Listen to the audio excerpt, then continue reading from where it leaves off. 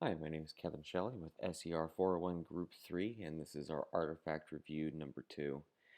The end goal of this sprint was to get closer to synchronizing less data and reducing API calls to save a little bit of money. Since our application is hosted on a serverless AWS Lambda instance, we wanted to reduce the number of API calls that would cost us money in the long run. We achieve this by allowing the user to select projects as opposed to downloading the entire database in the initial run to sync it.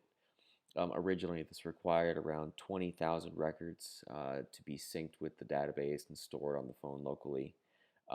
With this sprint, we are working towards our goal of achieving around 7,000 API calls, so down from 20,000 to, yes, around 7,000, which is inevitably around a third of the API calls, and that would save us a ton of money on the serverless API.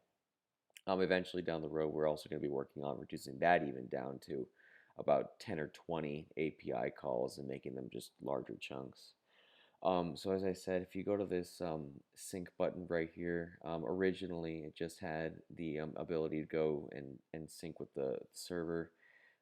Now it allows the user, to select a project, and based on the project they select, we'll only download that available data. For good reference, a project has around 8,000 records. So right now, as it sits, about 20,000 records. There are three projects, excuse me, all totaling for around 18,000 to 19,000 records.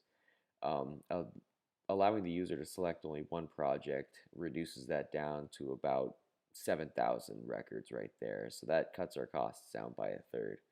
So it's clicking sync now will sync all 7,000 records. I'm going to skip it because it takes a while to do that. And now when you go to this collect data field right here, originally it had you select a project before you began, but now it's just having you straight up enter your session information because it recognizes the project that you're on. So making this a lot more intuitive, reducing the requirement to have all databases because that's absolutely unnecessary.